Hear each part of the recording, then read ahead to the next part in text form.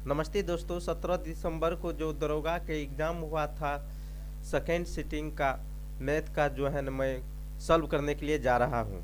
तो देखिए, उसमें जो क्या पूछा था, मैथ से पूछा था, एक सेकेंड सिटिंग में पूछा था दरोगा के एग्ज़ाम में मैथ से कि एक खाली टैंक को ए 6 घंटा में तथा बी 8 घंटा में भरता है।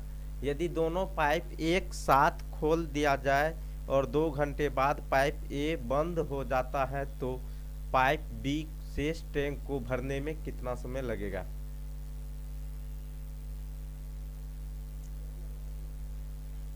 देखिए, एक का क्या है, यहाँ पर एक टैंक है,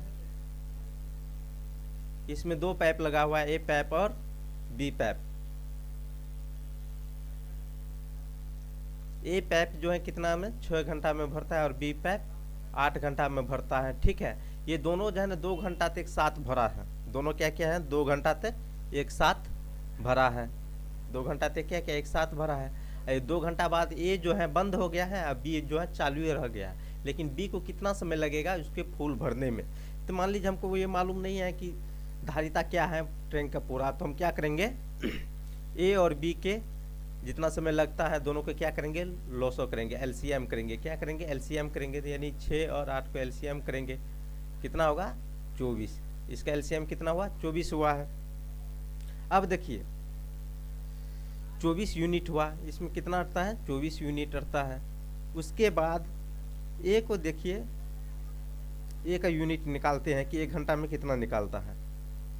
तो ए जो है, ए के द्वारा 1 घंटा में, 1 घंटा में, 1 घंटा में तो क्या करेंगे 24/6 देंगे, 6 का 24 यानी कि 4 यूनिट कितना होता है, 4 यूनिट।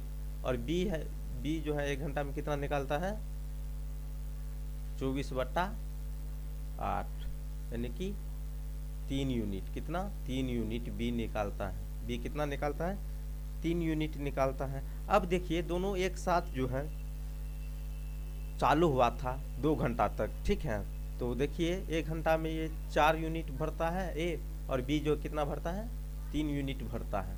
तो देखिए दोनों जो है 2 घंटा तक जो भरा, 2 घंटा में कितना भरा है, 2 घंटा में, 2 घंटा में कितना भरा है, कितना है 3 + 4 गुना 2 कितना हुआ, 4 3 7 दूना 14 यूनिट, 14 यूनिट भर दिया है।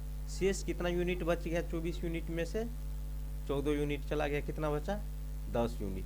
अब 10 यूनिट जो बचा है तो बी को कह रहा है, बी को कितना समय लगेगा भरने के लिए 10 यूनिट को। तो बी का कितना है, तो बी को लगा समय, बी को लगा समय कितना होगा 10/3 यानी 1 घंटा में बी कितना भरता है, 3 यूनिट। ठीक है, तो 10 यूनिट है, तो क्या करेंगे इसको इसमें से भाग देंगे, तो कितना हुआ 3.1/3 यानी कितना हुआ इसका आंसर, 3.1/3 इसका एक्यूरेट आंसर है। ठीक है, आप लोग को क्वेश्चन भी मिल गया होगा। ठीक है, आप लोग मिला सकते हैं। चलिए दूसरा क्वेश्चन क्या है, दूसरा क्वेश्चन है 6400 का 6% दर से 11 फरवरी से 7 जुलाई 2022 तक साधारण ब्याज क्या होगा।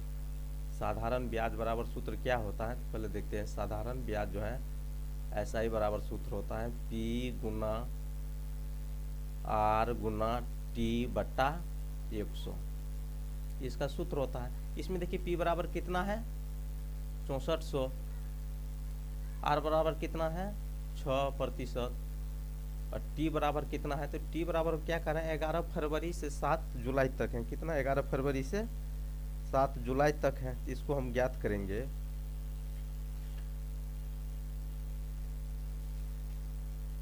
यहाँ पर देखिए 11 फरवरी से 7 जुलाई तक, तो इसमें कितना दिन बचा है, फरवरी में 17 दिन, कितना है 17 दिन है। ठीक है, उसके बाद फरवरी में, मार्च में कितना है 31 दिन, अप्रैल में, सॉरी मार्च में 31 दिन, अप्रैल में 30 दिन।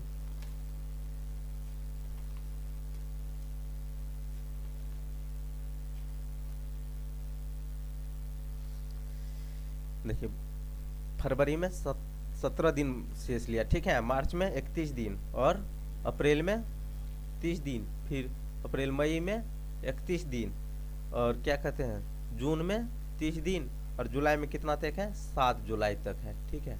कुल कितना दिन हुआ है 146 दिन। कुल कितना दिन हुआ है 146 दिन। अब चलिए इस पर हम बैठाते हैं तो पी कितना 6400 है तो 6400 देते हैं। 6400 गुना रेट कितना है 6 और टी कितना है समय 146 दिन है। अब देखिए इसको दिन में बदले हैं तो हम क्या करेंगे बट्टा 100। तो प्रश्न में हमको कह रहा है कि वार्षिक ब्याज है ना, इतना का प्रति वर्ष का ब्याज है, तो लेकिन हमको दिन का निकालना है तो हम क्या करेंगे 365 से इसमें भाग दे देंगे।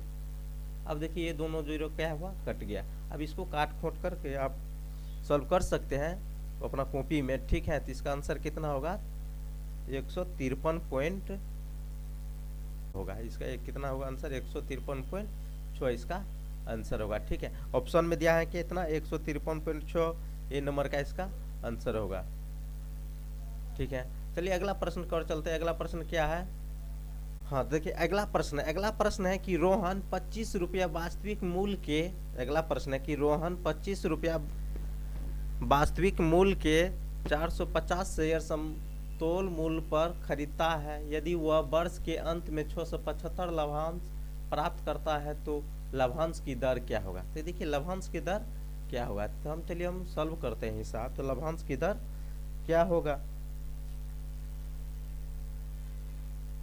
तो लाभांश की दर क्या होगा तो इसका हम सॉल्व करते हैं। तो कितना है 675 है तो कितना देंगे 675 बट्टा 25 गुना 450, यहाँ पर देंगे कितना गुना 100, ठीक है। अब सॉल्व कीजिए, ये जीरो कट गया। अब देखिए यहाँ से काटिए 25 है तो 25 यहाँ पर देखिए काटिए कितना है 5 1 5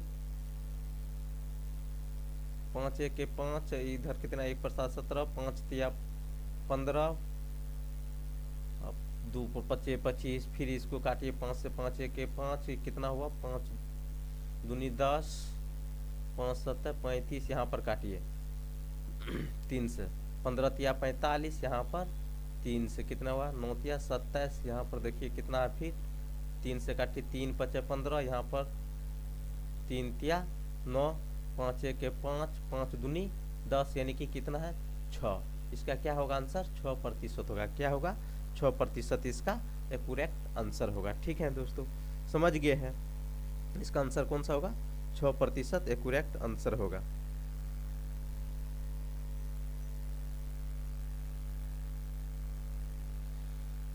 प्रतिशत आंसर होगा, डी नंबर का इसका आंसर होगा। तो आप लोग मिला लीजिएगा, ठीक है। हम मैं सॉल्व कर रहा हूँ, सिर्फ क्या कर रहा हूँ सॉल्व कर रहा हूँ कि आप लोगों की कहीं दिक्कत ना हो, ठीक है। फिर इससे आगे का क्वेश्चन था, इसके आगे का क्वेश्चन क्या था चलिए वो हम बताते हैं। देखिए अगला क्वेश्चन क्या था, अगला क्वेश्चन था कि 6 सेमी किनारे वाले, अगला क्वेश्चन क्या है कि 6 सेमी किनारे वाले एक घन की विपरीत फलकों को काले लाल हरे रंग से रंगा जाता है।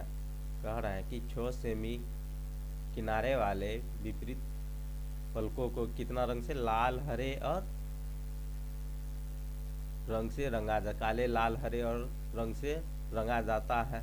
कहता 1 सेमी के घनों को काटा जाता है तब उन घनों की संख्या जिनकी केवल एक पल्प रंगीन है जो कि लाल है। कह रहा है कि जो कि क्या है लाल है। अब देखिए पल्प जो है इसमें कितना होना चाहिए 6 है, ठीक है। रंगा गया है तो कितना होना चाहिए 6 गुना 6 कितना होना चाहिए 36 होना चाहिए। लेकिन 4 किनारा के रंग जो है ना देखिए इसमें क्या कर रहा है लाल होने के लिए कर रहा है, तो इसलिए क्या करेंगे 4 किनारा के इसमें से घटा देंगे, 4 घटा देंगे, कितना होगा 32, कितना होगा 32 होगा। तो इसका आंसर कौन सा होगा 32 होगा। तो 32 जितना नंबर में है तो दोस्तों उसमें आप लोग टिक मार लीजिएगा।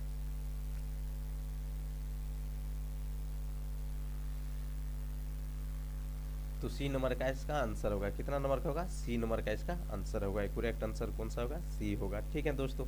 अब चलिए अगले क्वेश्चन चलते हैं दोस्तों, समझ गए हैं तो आगे की ओर बढ़ते हैं। क्वेश्चन है आगे, अगला क्वेश्चन क्या है, अगला क्वेश्चन है कि एक ठोस शंकु जिसके आधार की त्रिज्या तथा ऊंचाई कह रहे हैं कि एक ठोस शंकु है जिसके आधार की त्रिज्या त्रिज्या कितना था, आर था, कितना था, आर था, त्रिज्या आर था तथा ऊंचाई एच है, उसका कुल पृष्ठ क्षेत्रफल है, उसका कुल पृष्ठ क्षेत्रफल क्या है। तो देखिए ऑप्शन में क्या था, एगो ऑप्शन में एक नंबर में था कितना,